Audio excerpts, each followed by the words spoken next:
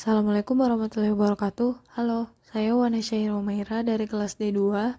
Ingin menjelaskan tentang unsur-unsur manajemen yang ada di dalam laporan perancangan pabrik dari Kak Hesti dan Kak Irfandi dengan judul Prarancangan Pabrik Asam Lemak dari Kelapa Sawit dengan kapasitas 28.000 ton per tahun.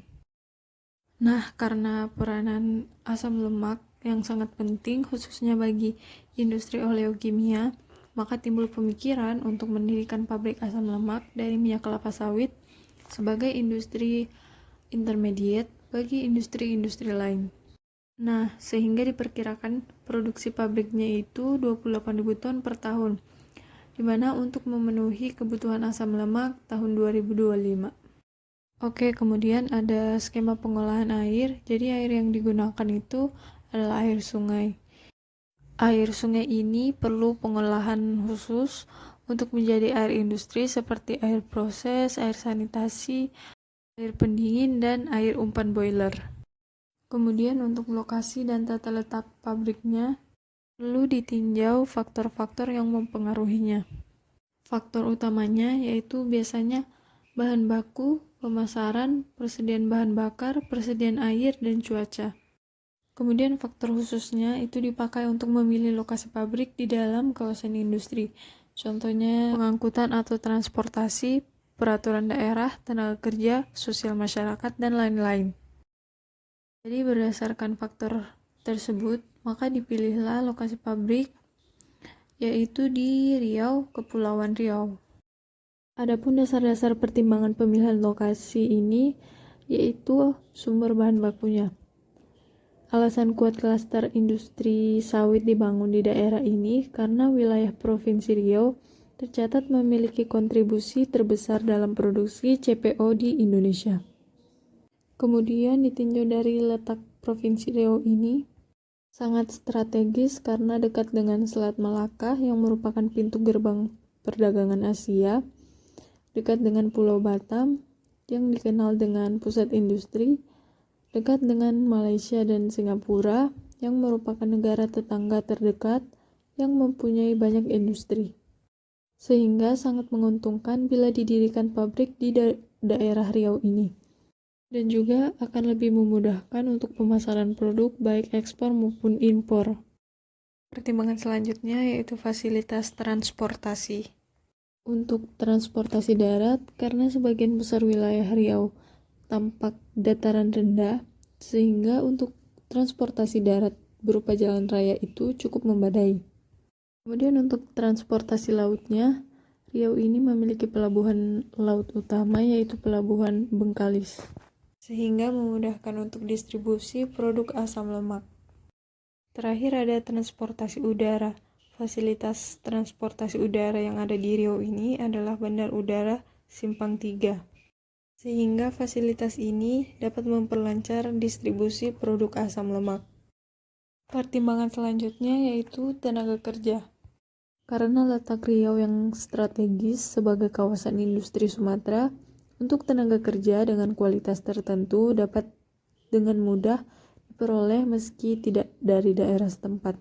Sedangkan untuk buruh itu biasanya diambil dari daerah setempat atau dari para pendatang. Timbangan terakhir yaitu utilitas. Fasilitas utilitas meliputi penyediaan air, bahan bakar, dan listrik. Untuk kebutuhan listrik itu dapat dipenuhi dari PLN. Kemudian untuk sarana penyediaan air dapat diperoleh dari air sungai. Kemudian untuk tata letak pabrik dibagi dalam beberapa daerah utama yaitu daerah proses. Daerah ini merupakan daerah proses penyusunan perencanaan tata letak peralatan. Berdasarkan aliran proses, daerah proses diletakkan di tengah-tengah pabrik sehingga memudahkan pengawasan dan perbaikan pada peralatan pabrik. Yang kedua ada daerah penyimpanan. Daerah ini merupakan tempat penyimpanan produk yang siap dipasarkan. Ketiga ada daerah pemeliharaan peralatan dan bangunan pabrik. Nah, daerah ini merupakan tempat untuk melakukan kegiatan perbaikan atau perawatan peralatan. Daerah selanjutnya yaitu daerah utilitas. Daerah ini merupakan tempat penyediaan keperluan pabrik seperti air, steam, dan listrik. Kelima ada daerah administrasi. Daerah ini merupakan lokasi kegiatan pabrik serta kegiatan-kegiatan lain yang berhubungan dengan pabrik. 6. Ada daerah persediaan.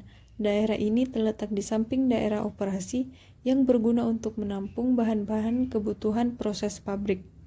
Ketujuh, ada daerah perluasan. Nah, dia ini berguna untuk keperluan perluasan pabrik di masa yang akan datang. 8. Ada daerah servis atau pelayanan pabrik. Terakhir ada jalan raya. Untuk memudahkan pengangkutan bahan baku dan hasil produksi, maka perlu diperhatikan masalah transportasinya. Nah, ini adalah tata letak pabriknya.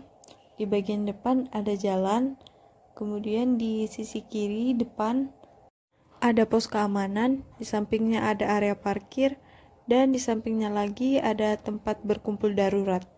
Kemudian di bagian tengah ada kantin, ruang kontrol proses, masjid, kantor, dan aula.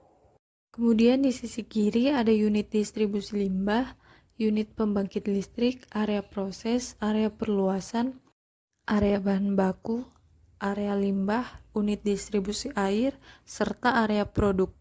Di bagian belakang tengah ada unit pemadam kebakaran, bengkel, dan ruang alat. Terakhir ada di bagian kiri belakang, ada perumahan, klinik, serta taman. Selanjutnya ada tata letak alat. Nah, dalam perancangan tata letak ini harus memperhitungkan faktor-faktor keselamatan, kemudahan operasi, pemeliharaan, serta kemungkinan pengembangan pabrik. Untuk itu perlu diperhatikan cara meletakkan peralatan harus sedemikian rupa sehingga mempermudah pemeliharaannya. Kemudian diusahakan alat yang sejenis itu dikumpulkan menjadi satu kelompok sesuai dengan fungsinya. Dan terakhir ada jarak peralatan yang satu dengan lainnya itu harus diatur sehingga aman dalam pengoperasiannya. Unsur selanjutnya yaitu bentuk organisasi dan manajemen perusahaan.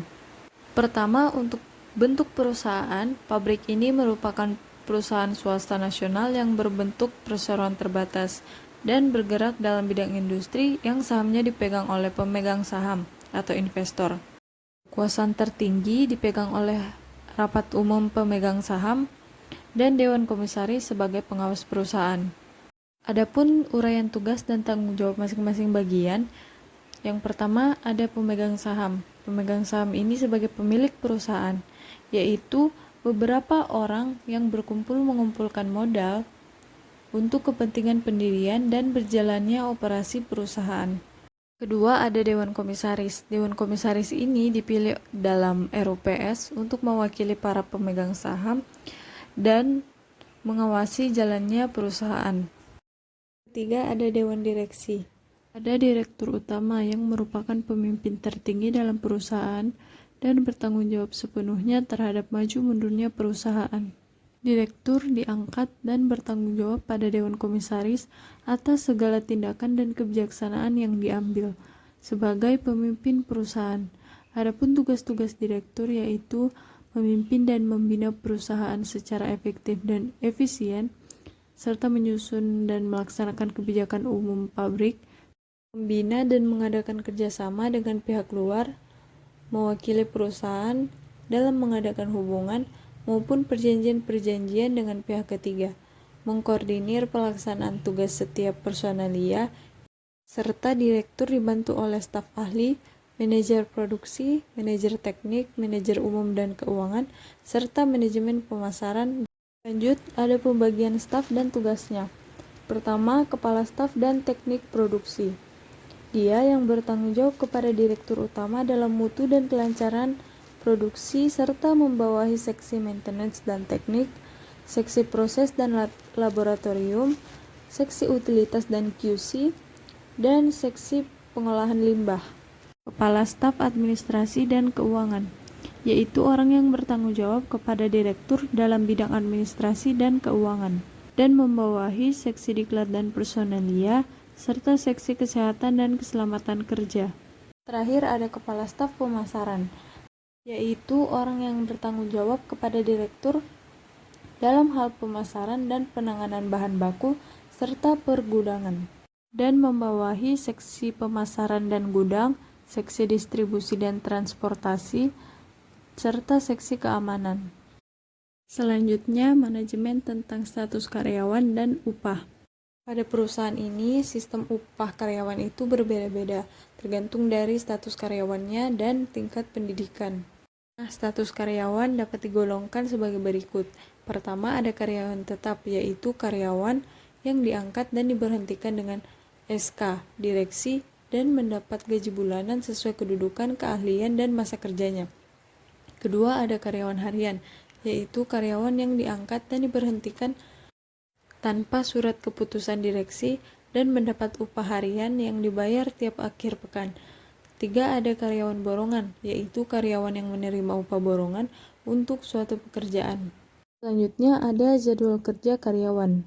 Pabrik ini beroperasi selama 300 hari per tahun, 24 jam per hari, sedangkan sisa waktu yang ada selama setahun digunakan untuk shutdown, serta pemeliharaan dan perbaikan peralatan pabrik. Untuk waktu kerja karyawan dibagi menjadi dua golongan, yaitu karyawan shift dan karyawan non-shift. Karyawan shift adalah karyawan yang langsung menangani proses produksi dan langsung mengatur bagian-bagian tertentu di pabrik. Masing-masing shift bekerja selama 8 jam sehari dengan jadwal 6 hari kerja dan 1 hari libur, dengan pengaturan waktunya sebagai berikut. Shift 1 dimulai dari jam 7 pagi sampai jam 3 sore, shift 2 jam 3 sore sampai jam 11 malam, dan shift 3 jam 11 malam sampai jam 7 pagi. Terakhir, ada jaminan sosial dan kesejahteraan karyawan yang berupa tunjangan, biasanya tunjangan hari raya, fasilitas seperti fasilitas kesehatan tenaga kerja dan perumahan, serta asuransi tenaga kerja. Terakhir, ada struktur organisasi pabriknya.